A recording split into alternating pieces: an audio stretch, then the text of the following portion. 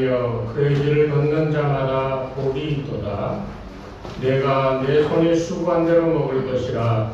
내가 복되고 형통하리로다. 아멘. 거룩하신 하나님 아버지, 주님께서 친히 말씀하시기를 시온에서 내게 복을 주실지어다 하셨사오니, 아버지 하나님, 우리 심령의 시온인 이 예배당에 나와 하나님 계신 곳으로 믿고 이곳에서 머리 숙여 경배하며 예배를 드리오니, 예배를 받으시고 이곳에서 저희에게 복을 주시옵소서. 우리의 심령을 다하여 주의 영광을 찬송하며 아버지의 그 놀라운 역사를 기억하며 감사와 감격으로 예배드릴 때에 주님 오셔서 우리 심령에 큰 부흥이 있게 도와주시고 각자의 삶 속에, 가정 속에 행하는 모든 일 위에 놀라운 번영이 나타날 수 있도록 축복하여 주시옵소서. 예수님의 이름으로 기도드리옵나이다. 아멘. 오늘 주시는 하나님 말씀은 사도행전 제16장 6절부터 15절까지의 말씀입니다. 한 목소리로 함께 봉독하겠습니다.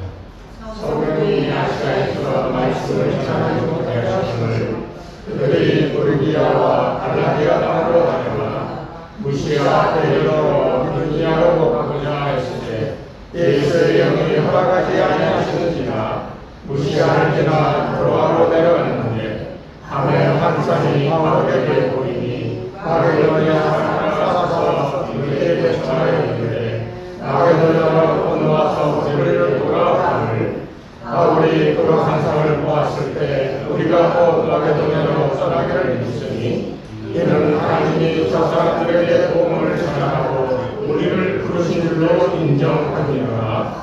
우리가 드로아에서 배로 떠나 사모드라까지 도시하여 이튿날 헤라폴리로 가고 거기서 빌보에 있는 마게도냐 지방에 첫 또 로마의 식민지라. 이 설에서 수기를 누르다가 안식일에 우리가 기도할 곳이 있을까 하여 문과 창가에 나가 거기에 앉아서 노인 여자들에게 말하는데 로아디아시에 있는 자색 복합 장소에서 하나님을 성령을 누리야 한 여자가 말을 듣고 있을 때 주께서 그 마음을 열어 바울의 영화를 따르게 하신지라. 그와 그 집이 다 세례를 받고 우리에게 전하이르되 나는 나를 주 인자로 하거든 내 집에 들어와 유하라 하고 강론하여 머물게 하니라. 아멘.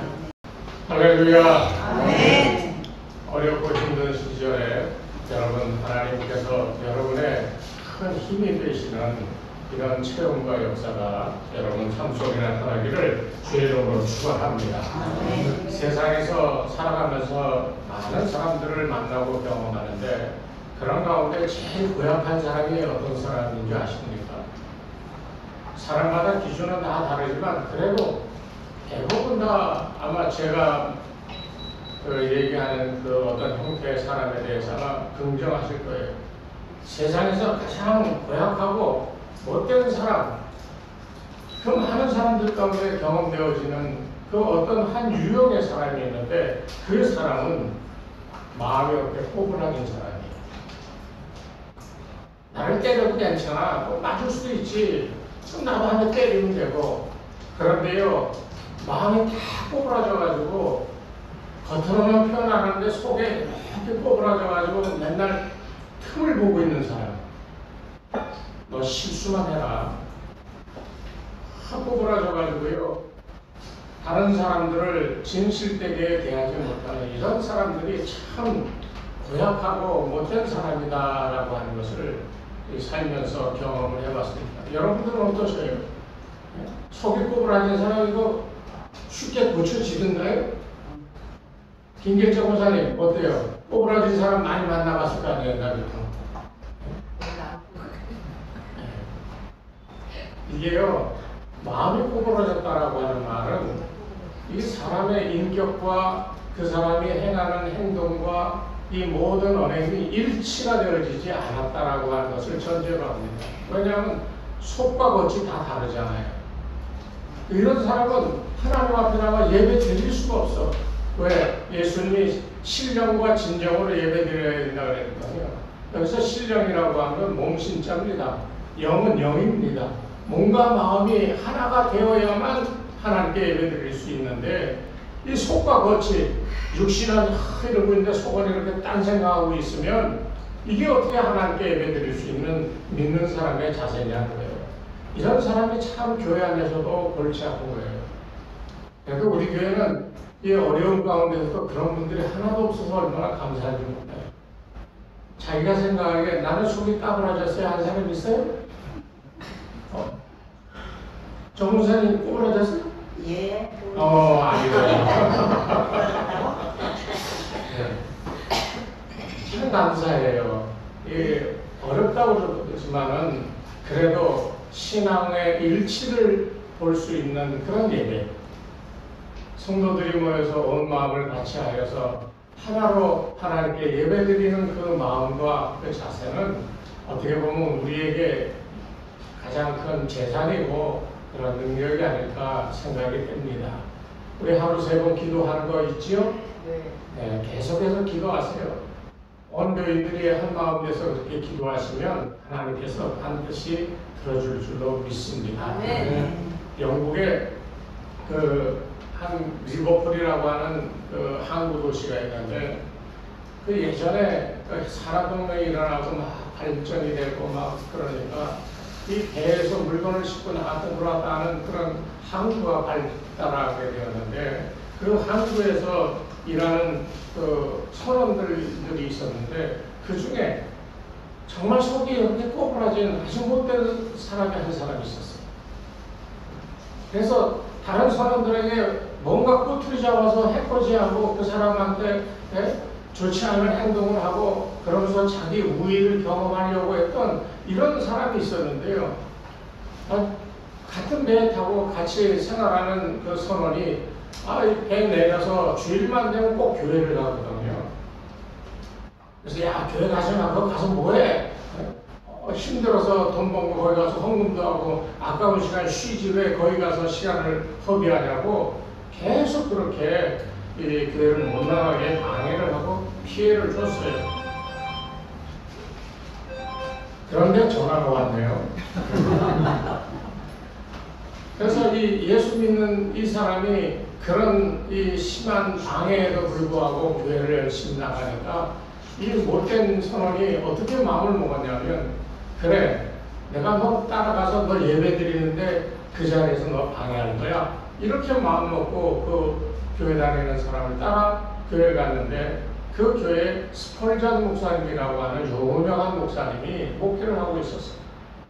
그 목사님이 설교를 하는데 이 마음이 이 꼬부라진 이 사람은 다 팔짱 끼고 옛날 누구들 같이 이렇게 하고 쳐다보는 거예요. 왜 이렇게 쳐다봅니까? 무슨 소리 하나, 만약 하나 뭔가 꼬투리가 나쁘면 그걸로 공격하겠다고 하는 마음가짐으로 그 설교 시간에 그 이야기를 듣는 거예요. 그러면서 이렇게 하고 있다가 하기도 하고 뭐 일어나서 뭐 이러기도 하고 예배를 방해하는 거예요. 그래도 목사님은 끊임없이 설교를 하고 거기에 굴하지 않고 이제 계속해 예배를 진행하고, 또 교회 다니는 그 선원도 그 방해에도 불구하고 열심히 출석하게 됐어요. 그러니까 이 못된 선원이 어떻게 생각하겠어요? 아니, 이 사람 교회까지 쫓아와서 방해를 하는데도 계속 저렇게 믿으니 이거 안 되겠다. 이 사람이 이 교회 열심히 다니면서 그러는데 내가 보기에 내 마음이 합당하지는 않으니 이걸 끝까지 방해하고 교회 쫓아가서 계속 쫓아다니면서 이 사람 방해해야 되겠다. 그리고 몇 날 며칠 몇 주일을 계속 그 사람을 쫓아 교회에 나갔어요. 그런데 이 마음이 구부러진 이 선원이요, 계속해서 꼬투리를 잡으려고 귀를 쫑긋하고 설교를 듣습니다.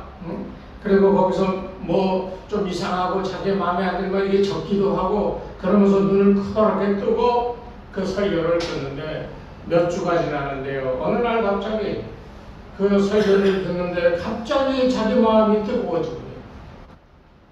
눈에서는 눈물이 펑펑 쏟아지고요. 콧물을 흘리며 입에 거품을 뿜으며 자기의 죄를 회개하고 자복하는 역사가 일어났어요. 이게 단순한 예전에 있었던 일이 아니라 오늘 우리가 함께 보고자 하는 이 루디아와 아주 밀접한 관계가 있는 그런 하나의 예화였기 때문에 말씀을 드렸어요. 그래서 이 속이 꼬부라졌던 이 사람은 이제 정말 그 교회 다니던 그 선원과 함께 교회를 다니며 충성스럽게 일하는 일꾼이 됐다는 겁니다. 오늘 우리가 읽었던 성경에 나오는 이 두아디라 성의 자주장사 루디아, 이 사람의 개종 이야기가 기록되어져 있는데요. 이 루디아의 개종 이야기가 오늘 우리가 그냥 교회 나와 예수 믿는다 그러며 예배드리고 뭐 찬송 부르고 끝나는 그런 종류의 예배가 아니라 이 사람이 어떻게 해서 정말로 진실한 그리스도인이 되고 이 빌립보 성에 최초로 교회를 세우는 그런 교회의 어머니가, 믿음의 어머니가 될 수 있었는가 하는 그 과정이 참으로 중요하다는 것. 그것을 오늘 우리가 한번 생각해 보려고 합니다. 오늘 이 성경 이야기를 보면 14절에 그렇게 얘기하고 있습니다. 14절을 보면 주께서 그 마음을 열어 바울의 말을 따르게 하신지라 그랬습니다. 여기 보면 이 루디아가 예수를 믿게 되고 그러는 과정의 첫 번째 단계가 뭐냐면 여기 구체적으로 나온 이 근거를 얘기하자면 주께서 그 마음을 열어 바울의 말을 듣게 했다는 거예요. 이게 첫 번째 증거고요. 그 다음에 세례를 받게 하고 그리고 자기 집에 와서 거하겠군요. 그러다 보니까 그것이 교회가 된 거예요. 그게 빌립보 교회예요. 그런데 여기 성경에는 그렇게 주께서 마음을 열어 바울의 말을 듣게 했다라고 하지만은 우리가 여기서 생각해 봐야 될 것은 주님이 왜 루디아의 마음을 열어 바울의 말을 듣게 했느냐는 거예요. 그냥 가만히 있는데 주님이 딱 와서 마음을 열었어. 그런 역사만 일어나면 누가 이렇게 힘들게 나와서 봉사하고 헌신하고 헌금 갖다 바치고 시간 바치고 정성 바치겠습니까? 그냥 이렇게 흉내내고 앉아있으면 갑자기 주님이 와서 내 마음을 열어 변화시켜주면 얼마나 쉽겠어요. 오늘 루디아가 우리에게 보여주고 있는 것이 어쩌면 우리 신앙생활에 참으로 중요한 기본이 될 수 있다고 그렇게 생각합니다. 왜 루디아가 이렇게 변했는가, 어떤 과정을 거쳤는가, 이것을 우리가 생각해 볼 필요가 있어요.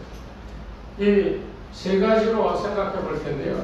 첫 번째는요, 루디아는 꾸준한 열심을 갖고 있던 사람이다라고 오늘 본문을 통해서 생각해 볼 수 있어요. 왜냐하면 여기 성경에 보면 루디아가 그렇게 하네요. 7절에 무시아 앞에 이르러 비두리아로 가고자 했을 때 예수의 영이 허락하지 아니한지라. 이 바울이 이 빌립보 성에 들어가게 되는 이 모든 과정은 그냥 바울이 인간적으로 정해서 가는 게 아니라 하나님이 정하여 가게 하는 거예요. 그러니까 루디아를 만나는 것도 누구의 뜻이에요? 하나님의 뜻이고요. 바울이 그곳에서 말씀을 전하게 되는 것도 하나님의 뜻인 거예요. 그러니까 여기에 루디아를 우리가 인간적으로 봤을 때 루디아는 이 안식일 날 되면 문 밖 강가에 나가 앉아서 기도했다라고 그렇게 얘기하고 있습니다. 이게 무엇을 의미하냐면 보십시오.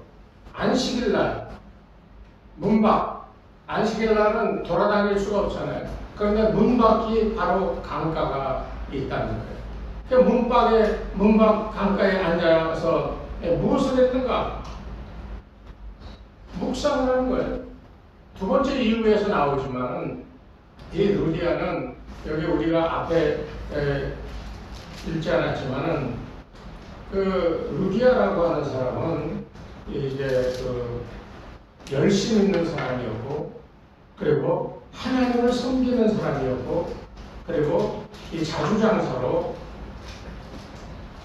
여러 곳을 다니면서 장사하는 사람이었다라고 하는 것을 우리가 알 수가 있어요. 자, 문 밖에 나가 강가에 앉았습니다. 무엇을 했어요? 자기가 믿는 하나님을 묵상하는 거예요. 그것을 빼놓지 않고 했어요. 오늘같이 자기 교회가 있고 교회 직분도 있는데 주일마다 어디 가고 뭐 하고 하느라고 교회 빠지는 사람들이 얼마나 많습니까? 진짜 많아요. 우리 교회는 뭐 거의 다 비슷하게 나오지만은 다른 교회들 보면 많은 사람들이 주일날마다 안 나오는 거예요. 왜 안 나오느냐? 특히 젊은 사람들이. 교회 뭐 실증이 나서가 아니에요. 주말 되면 아이들 태우고 밖에 나가서 차박하고 야영하고 아이들 때문에 야외에 나간다는 거예요. 아이들을 위해서 정성을 쏟는 것 같지만 이거 얼마나 어리석은 겁니까? 우리를 알아야 됩니다. 자신을 망치고 자신의 자식을 또 망치는 이런 일이 하나님이 정하신 일을 행하지 아니하고 사람 좋을 대로 행하는 그 판단이 스스로를 망하게 한다는 것을 우리가 알아야 돼요. 루디아는 이 성문 밖 이 강가에 앉아서 무엇을 했냐? 기도하며 하나님을 묵상하는 거예요. 안식일마다 빠지지 않았다. 이 일은 아무나 그렇게 할 수 있는 일이 아니에요. 안식일만 되면 꼭 그 장소에 나가서 회당이 없으니까 그 장소에 나가서 마음으로 정하고 그곳에 강가에 앉아 기도하며 하나님께 이 영광 돌리며 하나님을 묵상하는 일을 빼놓지 않고 열심으로 그 일을 행했다는 거예요. 이게 첫 번째 이유입니다. 여러분, 신앙생활은요, 열심히 하는 거예요. 대충 하는 게 아닙니다. 내 마음에 들면 하고 마음에 안 들면 툴툴거리고 안 나오고 그러는 게 아니에요. 신앙생활요, 여러분 주일날 아침에 나와서 예배드리고 그걸로 다 끝났다? 그러면 우리가 주일 오후 예배든 수요 예배든 우리가 정하고 하나님 우리가 이렇게 모이겠습니다 하고 하나님 앞에 약속한 것에 대하여 우리는 제대로 지키지 못하는 거예요. 그러니까 여러분 열심히 있어야 된다니까요. 주일날 한 번만 예배 나와서 그것도 열심히 잘하는 거지. 맞습니다. 요즘 세상에. 그렇지만 그것은 하나님께 대한 열심이 아닌 자기의 열심입니다. 내가 믿은 자가 이렇게 한다라고 스스로 위로받는 열심이라는 것을 우리가 알아야 해요. 두 번째 이유는 조금 전에도 말씀드리지만 루디아라고 하는 사람은 하나님주의, 제일주의자였어요. 14절에 이 두아디라시에 사는 자살국 감장서로서 하나님을 섬기는이라고 했어요. 여기는 마게도니아, 다시 말하면 처음으로 유럽 땅에 넘어가서 복음을 전하고 있는 그런 장소입니다. 이 사람은 유대인이 아니에요. 헬라인이야? 그것도 아니에요. 이 사람은 어느 이 헬라인인지 유대인인지 정확하게 알 수 없는 그런 사람이지만 루디아라고 하는 이름으로 봤을 때에는 이 사람은 이 헬라 사람일 확률이 높다는 거예요. 어떤 학자들은 헬라인이다 딱 작정을 하는데 아니요. 그런데 보십시오. 그런 사람이 하나님을 섬겨요? 놀랍지 않습니까? 복음이 들어가기도 전이에요. 하나님을 알았다라고 하는 말은 여러 곳에 이 장사를 통해 돌아다니면서 예수에 대한 얘기도 듣고 유대인을 통하여 하나님이라고 하는 존재도 알게 되고 자기 인생이 이리저리 돌아다니며 장사하니까 의지할 곳이 없으니 하나님이라고 하는 신을 섬기며 그 말을 온전하게 충성스럽게 섬겼던 그런 이 상황이 아닌가 그렇게 짐작들을 합니다. 이 두아디라라고 하는 것은 오늘날 말하면 유럽 땅입니다. 소아시아 바로 건너편에 이 두아디라라고 하는 그 땅 옆에 이 빌립보는 유럽 땅이에요. 그러니까 이 유럽 땅에 이 사는 루디아라고 하는 사람은 두아디라 사람인데 빌립보에 와 있어요. 그러니까 이건 무슨 얘기입니까? 자기네 집은 저기인데 대전인데 지금 내가 서울에 와 있는 거예요. 객지에 나와 있는 거예요. 객지에 나와 있는데도 이 사람은 안식일만 되면 철저하게 강가에 나가 하나님께 묵상하며 기도했다라고 하는 하나님 제일주의자라고 하는 것을 철저하게 보여주는 그런 모습이라는 거예요. 우리가 사실 이 교회 믿음 생활 잘 같이 하다가 목사님 제가 뭐 한 2주 동안 미국을 가게 됐습니다. 그러면 미국 가면 여러분 주일날 교회 갑니까? 가요? 가야죠. 가야죠 하는데 그 관광 일정에 저기 제 아는 노예 목사님들이 그 9박 10일인가 아니 12박 13일인가 미국 서부 여행을 다녀왔어요. 주일날 한 번 꼈어요. 교회 가서 예배를 드려야 되는데 계속 보니까 그냥 자기네들끼리 모여서 그냥 예배 드렸다. 그것도 예배 드리는 거죠. 그런데 목사니까 예배를 드렸지, 만약 평신도라면 아무리 장로든 본사든 간에 여행 일정이 이렇게 저렇게 잡혀 있으면 어디 가서 교회당에 들어가 예배 드릴 수 있겠어요? 못 드려요. 여기 열심히 일하는데 박평화 집사님 저기 저 대전에 무슨 일이 생겨가지고 뭘 해. 그래서 대전 갔어. 대전 가서 그 물건을 따내고 뭐 이렇게 하다 보면 주일날 예배 드려요? 못 드릴 확률이 높지요.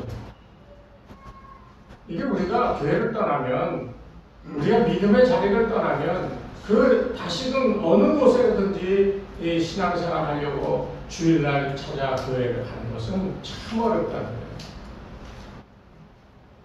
거예요. 그러니까 이 루디아라고 하는 여자는 얼마나 대단한 사람인가 하는 것을 보여주는 대목이에요.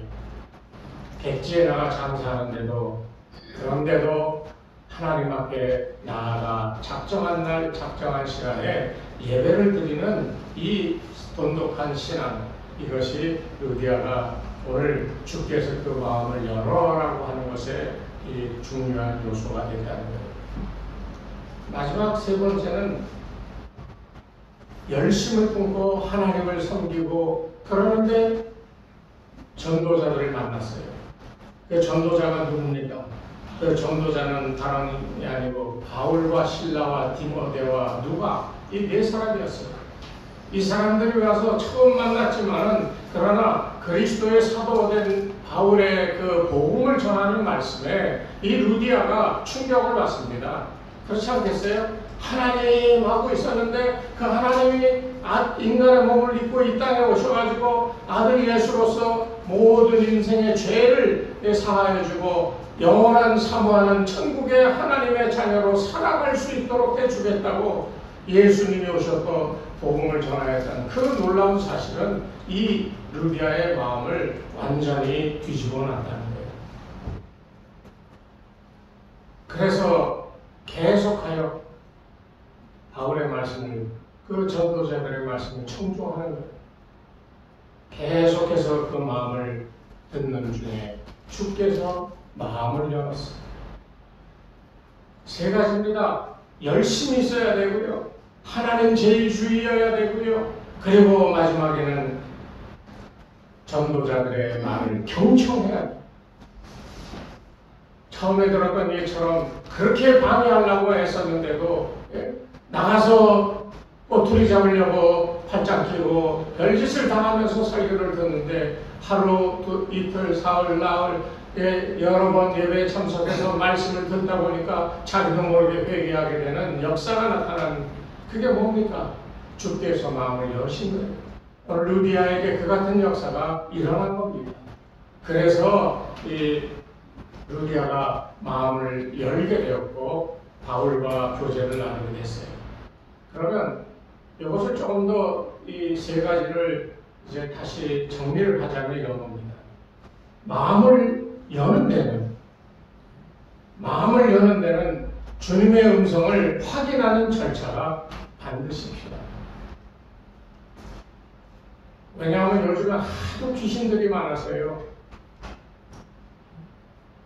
아니 여기 석계역 옆에 그 저쪽 내려가는 골목에 거기 하도 그 뭐 치킨이 맛있게 한다고 그래가지고 한번 찾아가는데 옛날에 없었는데요. 그 골목길로 차 타고 내려가다 좌측에 하얀 건물이 엄청난 건물이 서 있더라고요.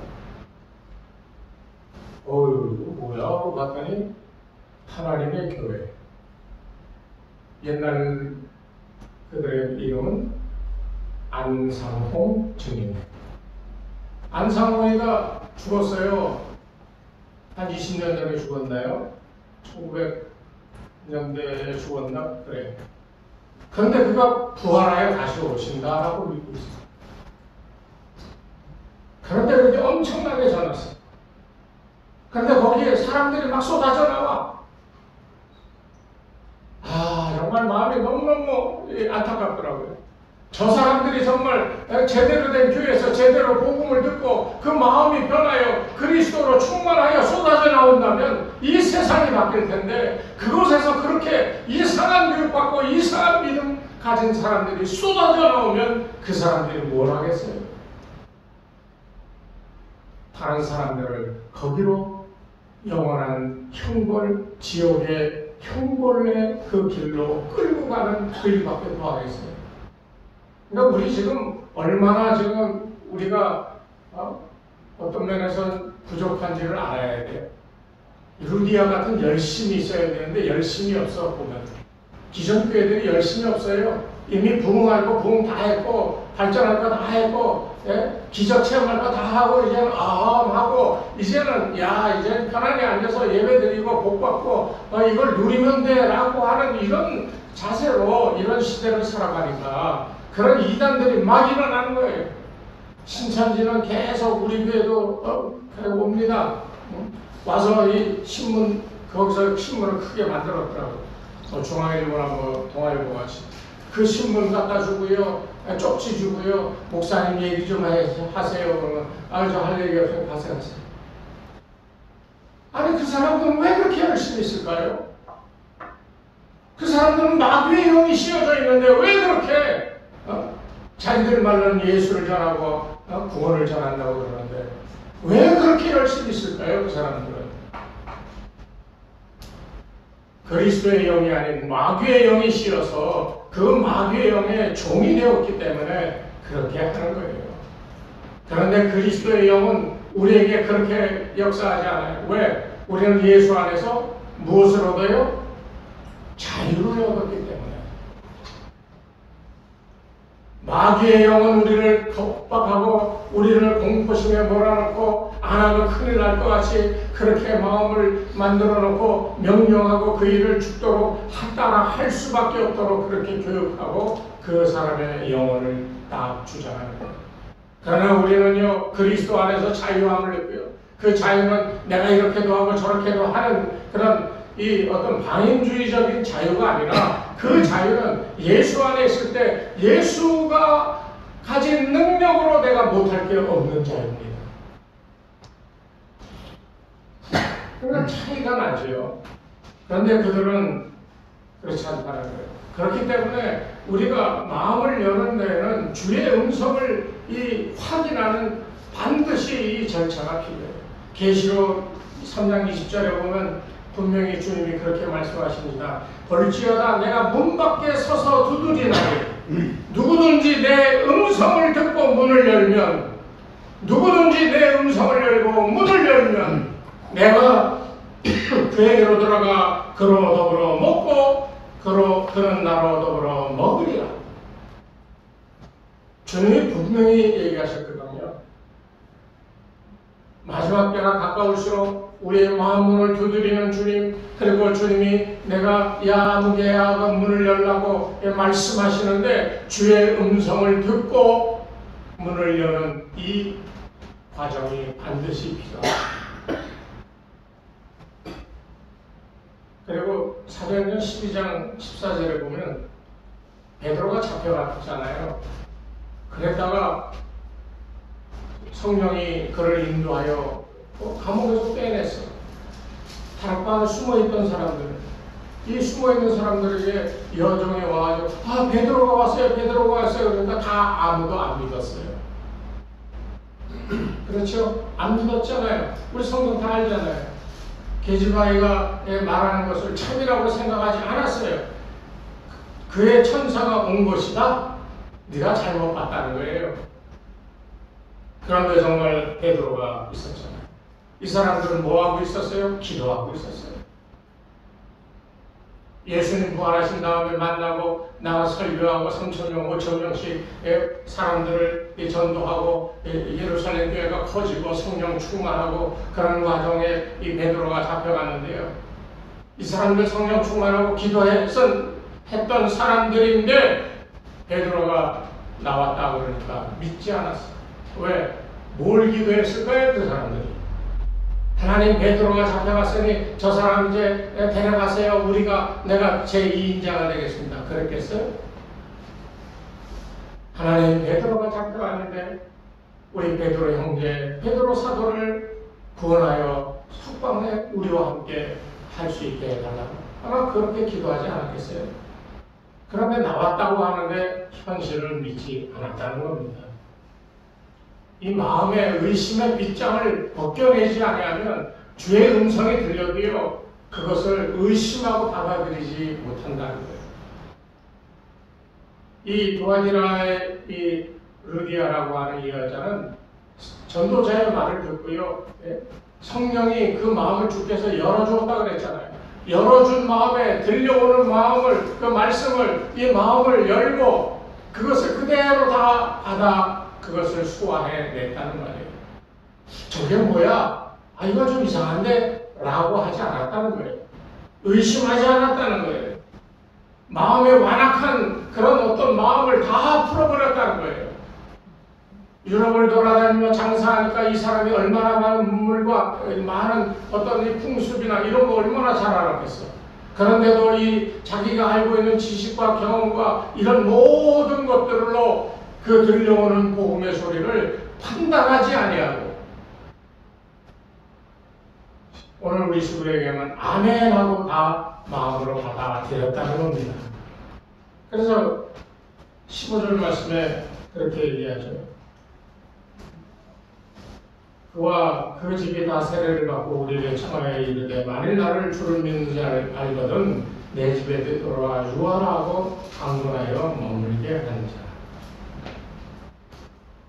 이런 행위가 어떻게 나오겠어요? 확신이 들었기 때문에 이 같은 결단으로 그 일을 행할 수가 있던 거죠. 만일 나를 주 믿는 자로 알거든. 이 말은 자기가 주 믿는 사람이다라고 하는 것을 직접적으로 보여주고 있는 장면이잖아요. 그게 뭐예요? 지금까지 자기가 알고 있던 모든 경험이나 지식, 이 모든 완고한 그런 사람의 마음을 다 앞으로 헤쳐서 이제는 바울이 전한 그 복음이 나를 중심으로 살아가게끔 그렇게 주장하게 되었다라고 하는 것을 간접적으로 고백하고 있는 겁니다. 바로 그런 과정들이 있었기 때문에 주께서 이 루디아의 마음을 열어 복음을 들어 구원받게 하셨다는 겁니다. 오늘 우리에게 필요한 것은 열심이 필요하고요. 그 열심만 필요한 게 아니라 주의 말씀을 들을 수 있는 분별력이 있어야 되고요. 분별력만 있어서 되는 것이 아니라 아멘하고 받아들일 수 있는 자기를 완전히 해체해버리고 자기의 경험이나 이성이나 자기의 신앙적인 어떤 색깔이라고 하는 이 모든 자기를 중심으로 형성되어졌던 것들이 이것이 다 풀어 헤쳐지고 이 빗장이 풀어져서 주의 말씀이 온전히 내 속에 들어와 내 마음에 나를 지탱하는 삶의 가장 중요한 핵심이 될 때 그때 루디아 같은 위대한 일들을 여러분들이 경험할 수 있다는 거예요. 이 빌립보 교회가 유럽에 처음으로 생기고 루디아는 자기 집에서 교회를 시작하게 되고 그 유명한 빌립보 교회 계시록에 가면 칭찬받는 교회로 나옵니다. 그리고 온 유럽에 복음을 전하는 데 앞장섰던 교회가 됐어요. 오늘 우리의 교회가 본받아야 될 모습이 바로 여기 있어요. 빌립보 교회 같은 그런 교회가 돼야 되는데, 그 빌립보 교회같이 되었던 이유가 어디냐? 이 루디아의 한 사람의 헌신과 열심과 하나님 제일주의로 삼고, 그리고 자기의 마음을 열어 주의 말씀을 받아들였던 이 루디아의 변화로부터 시작되었음을 우리가 알아야 됩니다. 이 루디아가 경험했던 이 변화의 과정들을 여러분 한번 조용히 자기에게 한번 대비시켜서 묵상해 보십시오. 나는 지금까지 살아오면서 얼마나 열심을 가지고 주를 섬겼는가? 내 삶의 제일 원칙은 하나님 제일주의였는가? 아니면 물질 만능주의였는가? 내 마음이 열려 주의 말씀을 들려올 때 아멘으로 순종했는가? 아니면 조건부로 이리저리 빠져나가는가? 오늘 우리 교회가 부흥하고 성장하고 여러분 개인의 삶이 변화되어지는, 그래서 크게 부흥하는 역사는 이 루디아가 경험했던 이 같은 신앙적인 변화의 과정을 거쳐서 크게 부흥되어짐을 꼭 기억하셔서 여러분들도 루디아 같이 빌립보 교회를 크게 부흥시키고 큰 일을 감당하게 할 수 있었던 그 믿음들이 되어서 주의 교회를 통하여서 큰 역사를 이루는 귀한 하나님의 도심의 역사가 여러분 손을 통하여 나타나는 은혜가 있기를 주의 이름으로 축원합니다. 하나님 아버지 감사합니다. 우리가 마음문을 열어야 되는데 마음문이 열리지 아니하고 꼬부라진 우리의 인성, 우리의 인격, 우리의 잘못된 삐딱한 영혼, 아버지 하나님 이 모든 것들이 고쳐짐을 받게 도와주시고 하나님께서 기뻐 받으시는 삶으로, 인격으로, 영혼으로 변화받는 은혜가 있게 도와주시옵소서. 그래서 루디아처럼 하나님의 향하여 열심을 품고 하나님 제일주의로 살아가며 아버지 앞에 나아가 아버지 마음 열어주었을 때에 주의 은혜를 감사히 받아 아버지께 영광 돌리는 이 같은 믿음의 사람들이 다 될 수 있도록 축복하여 주시옵소서. 이제는 우리 주 예수 그리스도의 은혜와 하나님 아버지의 무한하신 사랑하심과 성령님의 감화감동 인도하심이 이 시간 머리 숙인 주의 백성들 위해, 저들의 가정과 자녀들과 생업 위에, 이 교회 위에 이제로부터 영원토록 함께 하옵시기를 간절히 축원하옵나이다. 아멘.